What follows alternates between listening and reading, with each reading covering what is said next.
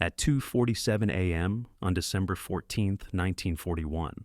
The altimeter reads 8,000 ft. Lieutenant Robert Bob Bram squints through the perspex canopy of his Bristol Beaufighter as it cuts through the darkness over the North Sea. His navigator, Flight Sergeant William Styx Gregory, hunches over his charts in the cramped rear compartment, pencil scratching against paper as he recalculates their position for the third time in 20 minutes.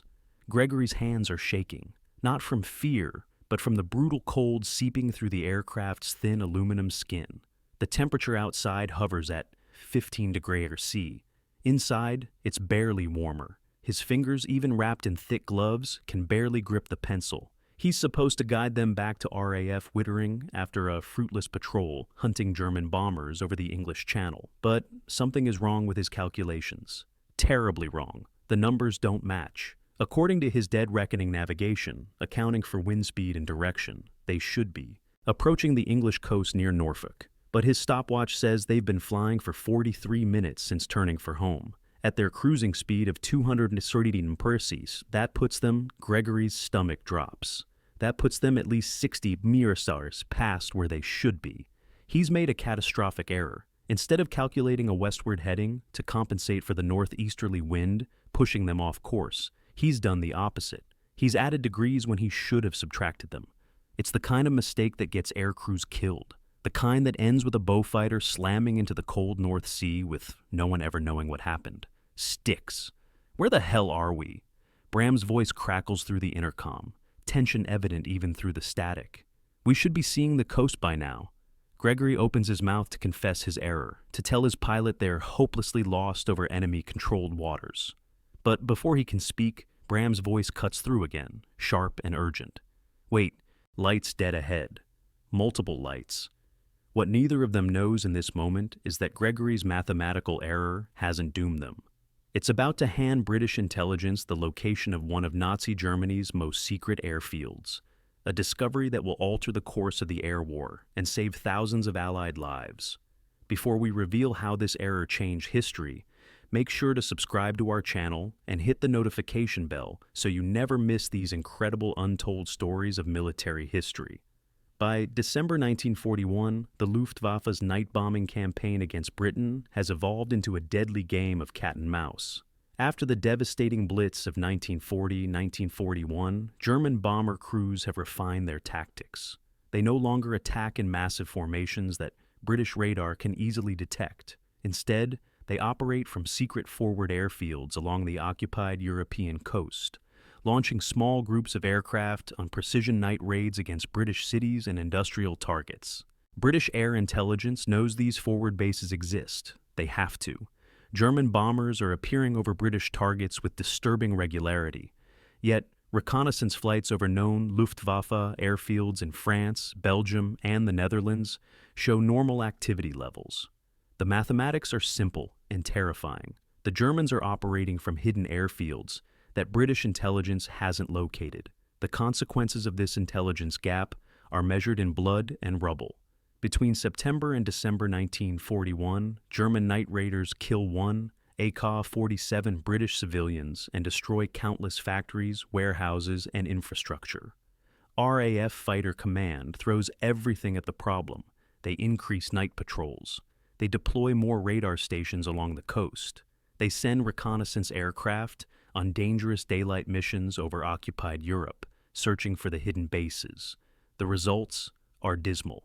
In 3 months of intensive searching, RAF reconnaissance has identified only 2 previously unknown German airfields, both minor facilities. Meanwhile, German bombers continue their raids with impunity.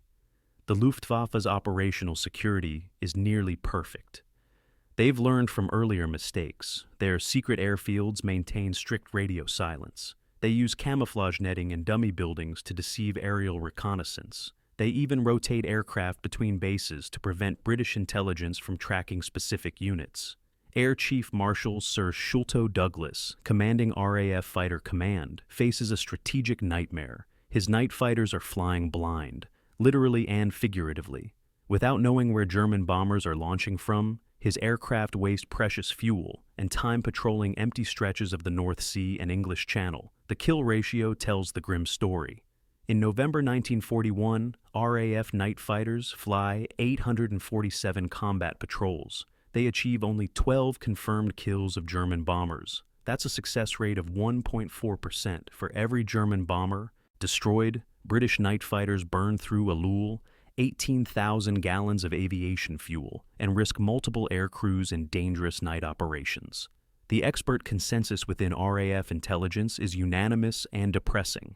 Without better radar coverage, without more sophisticated detection equipment, without signals intelligence breakthroughs, they cannot locate the secret German airfields. The technology simply doesn't exist yet. Squadron leader Derek Jackson, one of the RAF's top radar experts, writes in a classified memo dated November 28, 1941. The current generation of airborne radar cannot reliably detect ground installations from operationally safe altitudes. We are in effect asking our air crews to search for needles in a haystack the size of continental Europe. The stakes extend beyond the immediate tactical problem.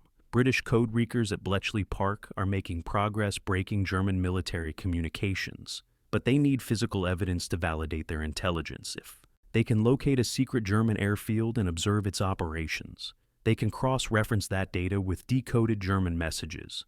This would confirm their code-reeking methods are accurate and help them break additional German codes. Prime Minister Winston Churchill himself is demanding answers. In a heated War Cabinet meeting on December 10, 1941, he pounds the table and declares, "We are being struck by an invisible enemy. This is intolerable. I want those airfields found, and I want them found now." 4 days later, Flight Sergeant William Gregory will accidentally give Churchill exactly what he's demanding, though not in any way the Prime Minister or anyone else could have anticipated. William Gregory is nobody's idea of a hero. At 23 years old, he's a former grocery clerk from Nottingham, who joined the RAF in 1939 because it seemed more exciting than stacking tins of beans. He barely passed his navigation training course at RAF Cranwell, graduating 47th out of 52 students. His instructors noted in his file adequate mathematical skills, tends to rush calculations, requires additional supervision. That assessment is generous. Gregory knows he's not a natural navigator, unlike some of his classmates who seem to instinctively understand celestial navigation and dead reckoning. He has to work twice as hard to achieve half the results. He carries a worn notebook filled with formulas and correction factors, constantly referring to it during flights because he can't keep the calculation straight in his head. His pilot, Lieutenant Robert Bram, is his opposite in almost every way. At 20, Bram is already an ace with 7 confirmed kills. He's cool under pressure, decisive, and possesses the kind of natural flying ability that makes instructors shake their heads in wonder. He's also unusually patient with his navigator. While other pilots in the squadron complain about their navigator's mistakes, Bram never does. He seems to understand that Gregory is doing his best, even when his best falls short. On the night of December 14th, 1941, they're flying their 3rd patrol of the week. It's tedious, exhausting work. They take off from RAF Wittering at 11:30 p.m., climb to patrol altitude, and spend hours flying search patterns over the North Sea, hunting for German bombers that may or may not be there. The cold is brutal, the darkness is absolute. The only light comes from the faint glow of the instrument panel and the occasional glimpse of stars through breaks in the clouds. Gregory's moment of insight comes not through brilliance, but through desperate rechecking of his work. As Bram reports seeing lights ahead, Gregory frantically recalculates their position. He works backward from their takeoff time, their air speeds, their headings. He factors in the wind data he received from the meteorological officer before takeoff. And then he sees it, his error. He's been compensating for the wind in the wrong direction for the entire return leg. His first reaction is pure panic. They're not approaching England. They're flying deeper into enemy-controlled airspace. They're somewhere over the Netherlands or northern Germany. Those lights Bram is seeing aren't British. They're German. His second reaction changes everything. If those are German lights and they're this far from the known German airfields and there are multiple lights suggesting a major installation, then they've found something important. Bob, Gregory's voice is tight as he speaks into the intercom. Those aren't our lights. We're over enemy territory. I made a navigation error. We're approximately 60 miles east of where we should be. There's a long pause. Then Bram's voice, surprisingly calm. Well then, sticks. Let's take a closer look, shall we? Bram banks the bowfighter into a gentle turn, reducing altitude to 6,000 ft. Gregory's heart hammers against his ribs. Everything about this is wrong. They're deep in enemy airspace with no authorization, no backup, and barely enough fuel to make it home. If they turn back immediately, if German fighters scramble, they're dead. If German anti-aircraft batteries open fire, they're dead. If they run out of fuel over the North Sea, they're dead. But Bram keeps descending 5,000, 4,000 ft. The lights grow clearer. Gregory can see them now from his rear-facing position, craning his neck to look past the bowfighter's tail. Not just lights, dozens of lights arranged in patterns that can only mean one thing: a major airfield. I'm seeing runway lights, Bram reports, his voice steady despite the insanity of what they're doing. Multiple runways, large installation. There are aircraft on the ground. I count at least 20 aircraft, maybe more. Gregory fumbles with his navigation equipment, trying to get an exact position fix. His hands are shaking worse than ever, but now it's from adrenaline rather than cold. He takes a bearing on the lights, cross-references it with his calculated position, and makes careful notes. They need to be able to find this place again. They need to be able to tell intelligence exactly where it is. There are bombers down there, Bram continues. Heinkel 111s, Junkers 88s. This is a major bomber base, sticks. This is exactly what intelligence has been looking for. The bowfighter makes a wide orbit around the airfield at 3,500 ft. Gregory takes more bearings, more notes. He can see the layout now. 3 runways arranged in a triangle pattern. Dozens of aircraft dispersed around the perimeter. Hangars, fuel storage tanks, barracks, buildings. This isn't a forward operating base. This is a full-scale Luftwaffe bomber station. And then the searchlights snap on. Brilliant white beams lance into the darkness, sweeping the sky, searching for the intruder. Anti-aircraft tracers arc upward, bright red chains of death reaching toward them. The Germans have finally realized they have an uninvited guest. Time to leave. Bram shoves the throttles forward and throws the bow. Fighter into a diving turn. The aircraft shudders as flak bursts explode nearby, close enough that Gregory can hear the sharp crack of detonations over the engine roar. They're running for their lives now, racing westward at full speed, the German searchlights and tracers falling away behind them. Gregory keeps working through the escape, refining his calculations, making absolutely certain of their position, because he knows what's going to happen when they land. He's going to have to explain how they ended up over enemy territory. He's going to have to admit his navigation error. He's going to face an inquiry, possibly a court-martial, definitely the end of his flying career. But he's also going to hand British intelligence the biggest intelligence breakthrough of the air war, and that makes everything worth it. They land at RAF Wittering at 4:23 a.m. With their fuel tanks nearly empty, Bram taxis to their dispersal area and shuts down the engines. For a moment, both men sit in silence, processing what just happened. Then Bram's voice comes through the intercom one last time. Sticks. Whatever happens, we did the right thing. Remember that. The debriefing begins immediately. The intelligence officer, Flight Lieutenant James Harrington, listens to their report with increasing skepticism. When Gregory admits his navigation error, Harrington's expression hardens. When Bram describes the airfield they discovered, Harrington's skepticism turns to outright disbelief. Let me understand this correctly, Harrington says, his voice dripping with disdain. You flew 60 miles off course due to a navigation error. You then deliberately penetrated enemy airspace without authorization. You descended a low altitude over what you claim is a secret German airfield. And you expect me to believe this airfield exists based on a visual sighting by a crew that was hopelessly lost?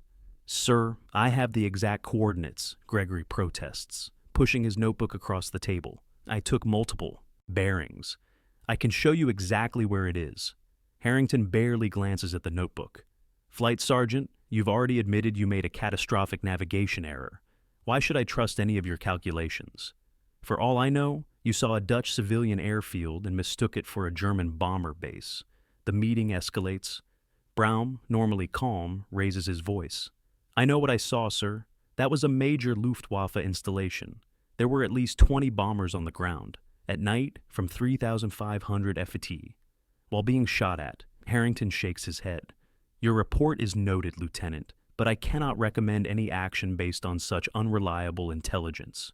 You're both grounded, pending an investigation into this unauthorized incursion into enemy airspace. The news spreads through the squadron by breakfast. Gregory faces a mixture of sympathy and ridicule from his fellow navigators. Some believe his story. Others think he's trying to cover up his mistake with a fantastic tale. The consensus among the senior officers is clear. Gregory screwed up, and now he's making excuses. But one person believes them. Wing Commander Basil Embry, the station commander, has a reputation as a maverick. He's flown dozens of dangerous missions himself. He understands that sometimes the best intelligence comes from accidents and mistakes. When he reads Harrington's dismissive report, he makes a decision that will change everything.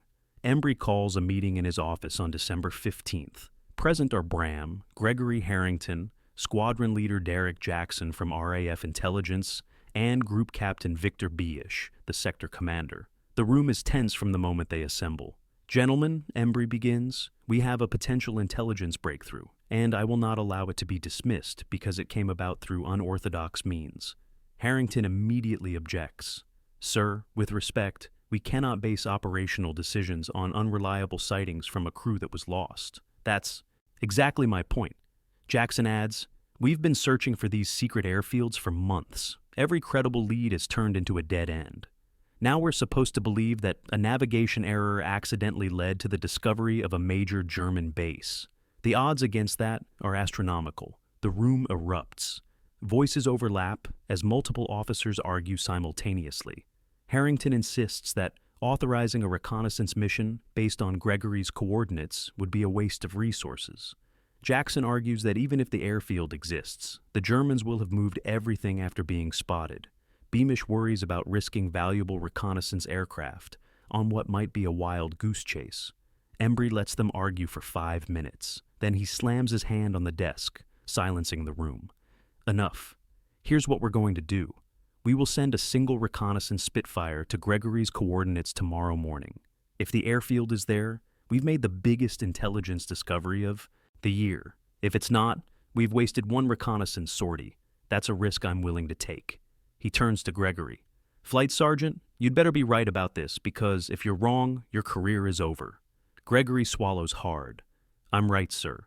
I stake my life on it. Before you navigate away, remember to subscribe to Last Words and hit that notification bell.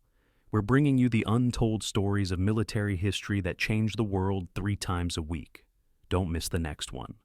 December 16th, 1941 dawn, clear and cold over eastern England. At RAF Benson, Flight Lieutenant Anthony Tony Hill climbs into his Spitfire PRMK-4, a reconnaissance variant stripped of weapons and painted in distinctive pale blue camouflage. His mission is simple: fly to the coordinates provided by Gregory, photograph whatever is there, and return. He's been briefed on the controversies surrounding this mission. Half the intelligence staff thinks it's a waste of time. The other half hopes desperately that Gregory is right. Hill takes off at 8:47 a.m. He climbs to 28,000 ft and sets course for the Dutch coast. At that altitude, he's above the effective range of most German anti-aircraft guns.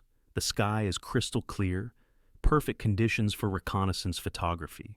He reaches Gregory's coordinates at 9:34 a.m.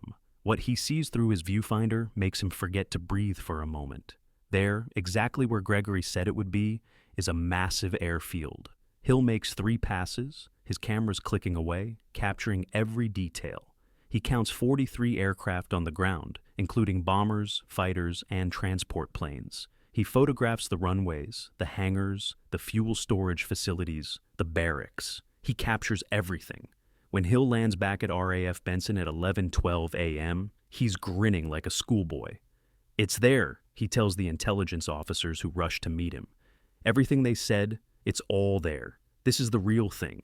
The photographs are developed within hours. They're rushed to RAF Intelligence headquarters at Bentley Priory. By evening, they're on Air Chief Marshal Douglas's desk. The analysis confirms Hill's initial assessment. This is Gila Ryan Airfield in the Netherlands, a major Luftwaffe bomber base that British intelligence had no idea existed. German records captured after the war reveal that Gilsa Ryan was home to Kampfkasche 30, a bomber wing equipped with Junkers 88s that had been conducting night raids against Britain since September 1941. The impact of this discovery is immediate and profound. Within 24 hours, RAF Bomber Command is planning a major raid on Gila Ryan. But first, British intelligence wants to observe the base to learn its operational patterns, to identify when bombers launch and return. For 3 weeks, reconnaissance aircraft photograph Gilsa Ryan daily. British signals intelligence monitors its radio traffic. The intelligence picture becomes crystal clear. This is one of the Luftwaffe's primary night bombing bases for operations against Britain. On January 7, 1942, RAF Bomber Command strikes. 48 Bristol Blenheim bombers escorted by Spitfires attack Gilsa Ryan in broad daylight. The raid is devastatingly successful. Bombs destroy 2 hangars, damage the main runway, and destroy or damage 17 German aircraft on the ground. German casualties include 23 dead and 41 wounded. More importantly, Gilsa Ryan is knocked out of operation for 11 days. But the real value of discovering Gila Ryan extends far beyond that single raid. British intelligence now knows what to look for. They analyze the characteristics that made Gila Ryan an effective secret base. Its location near the coast, but not directly on it, its camouflage techniques, its dispersal patterns. They use this knowledge to identify 3 more secret German airfields within the next month. Leeuwarden in the Netherlands, Soesterberg near Utrecht, and Schiphol near Amsterdam. The statistics tell the story of how this discovery changes the air war. In the 3 months before Gilsa region is discovered, German night bombers fly 347 sorties against British targets with a loss rate of only 3.7%. In the 3 months after the discovery and subsequent raids on the secret airfields, German sorties drop to 198, and their loss rate climbs to 8.4%. British night fighters now able to patrol near known German airfields achieve a kill ratio improvement of 127%. The human cost is equally significant. British civilian casualties from German night bombing dropped from an average of 416 per month in the September-December 1941 period to 187 per month in the January-March 1942 period. That's 687 British lives saved in just 3 months, directly attributable to the disruption of German bomber operations following the discovery of their secret airfields. German records provide the enemy perspective. Hamann Klaus Hübner, a bomber pilot with KF-Coes 30 based at Gilsa Ryan, wrote in his diary after the January 7th raid, "The British have found us. Our sanctuary is no longer safe. We thought we were invisible, but somehow they have pierced our veil of secrecy. Morale is suffering. The men know that we are now vulnerable, that the British bombers will return." And return they did. Between January and June 1942, RAF Bomber Command conducts 17 separate raids on the 4 secret airfields, discovered as a result of Gregory's navigation error. These raids destroy or damage 127 German aircraft on the ground, kill or wound 342 German personnel, and force the Luftwaffe to divert significant resources to air defense that would otherwise have been used for offensive operations. For Gregory and Bram, the discovery brings vindication, but also continued danger. They're not grounded. Instead, they're assigned to continue flying night patrols, now armed with knowledge of where German bombers are operating from.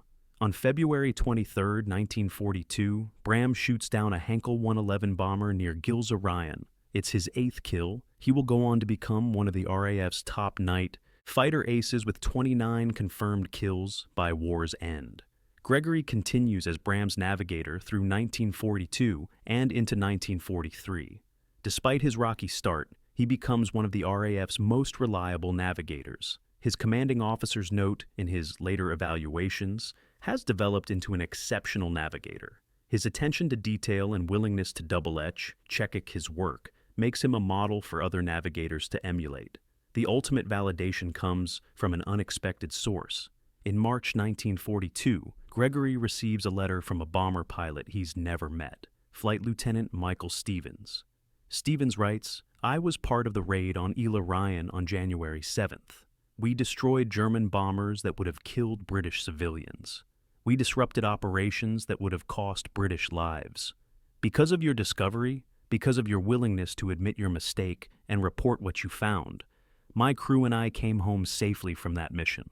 Because of you, we came home. If you're enjoying this story of how one man's mistake changed military history, take a moment to like this video and share it with someone who loves military history. Your support helps us continue bringing these incredible stories to life. The full scope of William Gregory's accidental discovery isn't revealed until after the war, when British intelligence declassifies its files on the secret German airfields in 1949. Historians are stunned by the cascading effects of that single navigation error on December 14, 1941.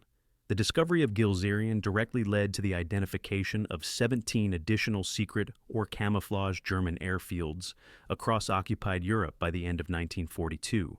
The intelligence methodology developed from analyzing Gilzerian, understanding how the Germans selected and camouflaged their secret bases, became standard practice for Allied photoreconnaissance interpreters. This methodology was later applied to identifying German VW weapon sites, submarine pens, and radar installations. The production numbers are staggering.